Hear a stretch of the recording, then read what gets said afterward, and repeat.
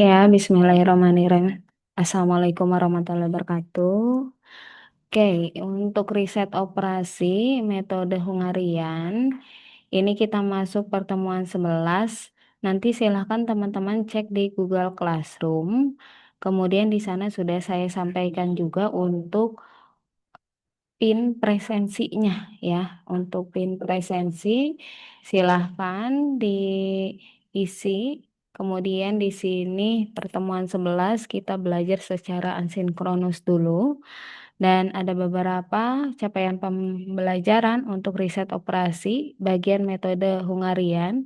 Yang pertama berarti teman-teman harus memahami dulu secara konsep penugasannya sebagai yaitu studi kasusnya khusus transportasi.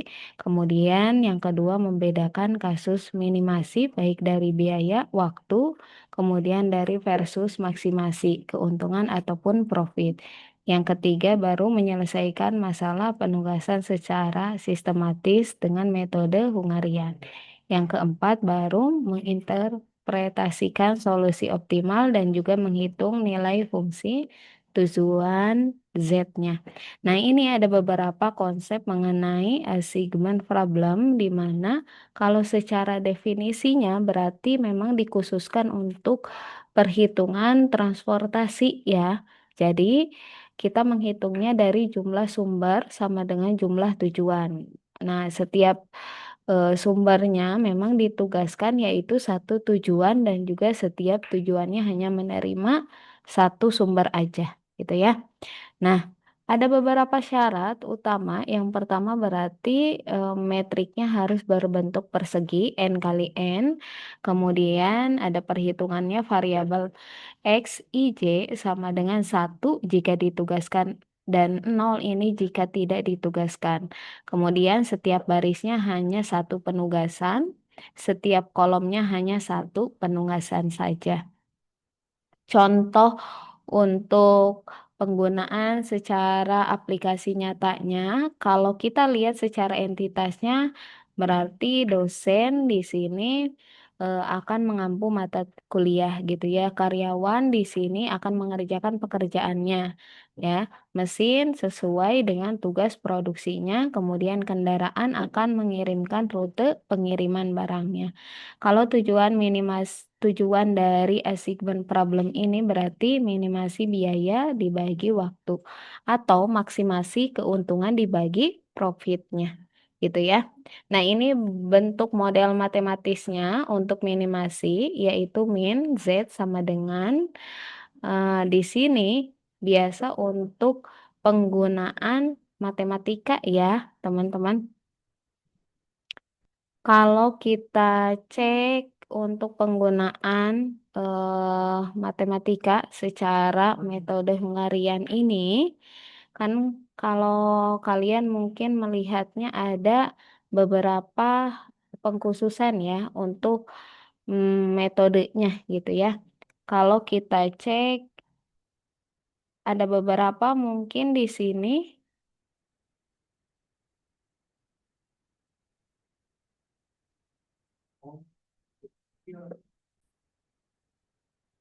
Oke, min Z sama dengan sigma CIJ dikali X IJ, di mana di sini kalau kita cek sigma J X IJ ini satu untuk satu baris ya, setiap I, sedangkan untuk X, I, X, IJ ini satu untuk setiap Z, bukan Z ya, Z kolom gitu ya. Jadi di sini masing-masing untuk CIJ ini biaya ataupun waktu penugasan sumber I ke tujuannya J. Ini untuk rumus minimasi. Sedangkan untuk maksimasi yaitu max Z sama dengan sigma PIJ dikali XIJ gitu ya. Untuk konversinya dengan rumus CIJ sama dengan max kurung buka PIJ kurung tutup dikurangi PIJ. Jadi di sini kita akan kurangi semua nilai dari nilai maksimum matriknya, lalu diselesaikan seperti kasus minimasi biasa gitu ya. Jadi P ini sebagai profit ataupun keuntungannya. Nah, I dan J ini berarti penugasan I ke J-nya, gitu ya. Oke, ini langkah-langkah metode Hungarian untuk kasus minimasi. Yang pertama berarti kita harus melakukan reduksi barisnya, di mana harus mengurangi setiap elemen baris dengan nilai minimum di baris tersebut. Kalau untuk yang langkah kedua berarti reduksi kolom, yaitu kita kurangi setiap elemen kolom dengan nilai minimum di kolom tersebut, gitu ya. Untuk yang ketiga berarti tutup 0, di mana di sini minimum lins-nya berarti tutup semua 0 dengan garis horizontal dan juga vertikal minimum jika jumlah garisnya yaitu sama dengan N, solusi untuk optimalnya, gitu ya. Yang keempat yaitu revisi metrik. Jika belum optimal berarti ambil nilai terkecil yang tidak tertutup. Jadi kurangi elemen bebasnya, kemudian ditambahkan ke elemen dua garisnya. Yang kelima, untuk penugasan optimal berarti pilih 0 yang memang unik per baris dan juga kolom, dan kita hitung nilai fungsi tujuan Z-nya. Gitu ya.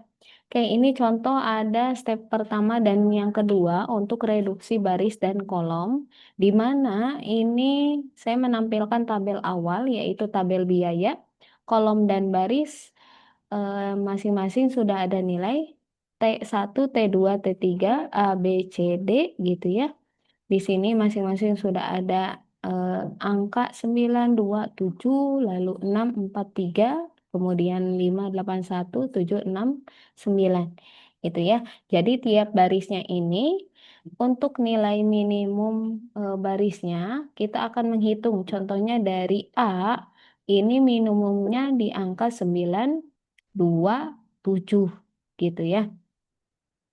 Sedangkan di sini kita cek untuk perhitungannya berarti 9 dikurangi 2 itu totalnya adalah 7 gitu ya. 2 dikurangi 2 hasilnya 0, 7 dikurangi 2 hasilnya 5, kemudian 8 dikurangi 2 hasilnya adalah 6 gitu ya. Oke, itu untuk reduksi barisnya. Berarti perhitungannya dari sini. Ya. Kemudian kalau kita mau cek untuk reduksi kolom, berarti tiap kolomnya dikurangi nilai minimum kolom.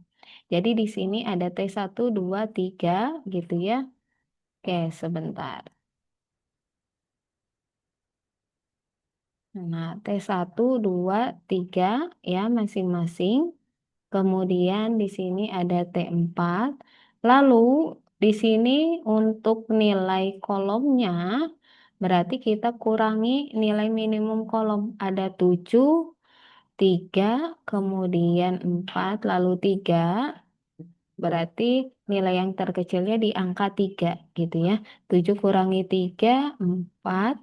3 kurang 3, 0 gitu ya. 4 kurang 3, 1. 3 kurang 3 hasilnya adalah 0 gitu ya. Oke, step yang ketiga dan kelima berarti penutupan 0 dan penugasan optimal untuk metrik dengan 0 yang itu yang kuning ini kita masukkan tadi dari hasil reduksi baris dan kolomnya. Berarti di sini penutupan 0 kita tarik garis min untuk menutup semua nolnya ini. Jika jumlah garisnya adalah N4, maka itu solusi optimalnya ya.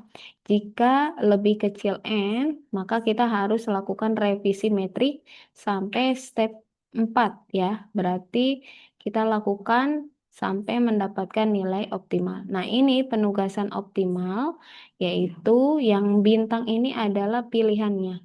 Kita coba cek yang A berarti T2, B itu T1, C itu T3, D itu T4. Kalau kita cek berarti biaya T2 ini 2, biaya T3 yaitu 3, biaya T1 ini adalah yang C ya, adalah 5. Kemudian yang T4 ini adalah 4 biayanya. Kalau kita jumlahkan secara keseluruhan 2 tambah 3 tambah 5 tambah 4 adalah 14. Itu ya. Step yang keempat, kalau untuk revisi metriknya Jika ini belum optimal, kita lakukan yang pertama kita tentukan dulu nilai terkecil dari elemen yang memang tidak tertutup garisnya. Yang kedua baru kita kurangi semua elemen bebas ya, yang tidak tertutup dengan nilai metriknya. Yang ketiga baru tambahkan nilai terkecilnya ya ke elemen yang memang dipotong 2 garis ya. Kemudian elemen yang step yang keempat yaitu elemen yang dipotong ini 1 garis itu tidak berubah ya. Nah, ini contoh untuk minimasi 4 kali 4. Yang kelima kita ulangi step yang ketiga ini ya, metrik dengan 0, tutup 0 sampai garisnya adalah N gitu ya. Kuncinya berarti nilai tak tertutup ini berarti tak terhingga atau bebas gitu ya, minus 0, 2 garis ini plus 0, 1 garis ini adalah tetap. Itu ya. Ini contoh untuk kasus minimasi 4 kali 4 dari tabel awal, reduksi baris, reduksi kolom, sama penugasan optimal. Ya, ini kasus untuk maksimasi cara konversi dengan rumusnya adalah nilai baru CIJ sama dengan nilai maksimal dikurangi nilai asli PIJ gitu ya. Profitnya, berarti kita buat dulu profit untuk yang aslinya. T1, T2, T3, A, B, C, ini ada angka 10, 5, 8, 7, 9, 6, ya, 8, 7, 4. Maksimalnya adalah di angka 10 ya. Berarti kita konversikan di sini untuk angka 10 T1 di A. Tuh ya. Setelah dikonversikan baru kita lanjut ke step pengarian biasa atau minimasi. Ini kalian ikuti untuk stepnya. Yang pertama berarti ubah nilai CIJ-nya sama dengan max kurung buka profitnya, kemudian dikurangi PIJ ya. Contohnya nilai maksimalnya adalah angka 10 gitu ya. Yang kedua baru kita terapkan reduksi baris dan juga kolom pada metrik konversinya. Yang ketiga baru kita lanjutkan step hungarian hingga nanti penugasan optimalnya ditemukan. Yang terakhir baru nilai Z secara final ini dihitung dari metrik profit aslinya, berarti bukan metrik konversinya gitu ya. Nah, ini untuk kasus yang tidak seimbang, baik itu dari kekurangan ataupun kelebihan. Untuk kasus yang tidak seimbang, berarti rumusnya adalah jika jumlah sumbernya bukan sama dengan jumlah tujuan, maka kita cek dari sumber lebih besar untuk tujuan. Jadi, kita tambahkan kolom dummy dengan nilai nolnya, gitu ya. Tujuan lebih besar dari sumber, maka tambahkan baris dummy dengan nilai nolnya. Jadi tujuan dummy ini berarti tidak ada penugasan nyata gitu ya. Sumber yang ditugaskan ke dummy ini bisa idle ataupun tidak aktif gitu ya. Oke, untuk kelebihan kekurangan bisa dibaca sendiri. Ini ada latihan ya untuk minimasi sama maksimasi. Kalian coba latihan untuk minimasi dan maksimasinya, saya nanti lampirkan cara pengerjaan metode Hungarian baik minimasi ataupun maksimasi gitu ya. Oke, mungkin itu saja untuk pertemuan 11, baik itu metode Hungarian. Silahkan latihan yang ada di PowerPoint saya. Saya cukupkan, terima kasih. Assalamualaikum warahmatullahi wabarakatuh.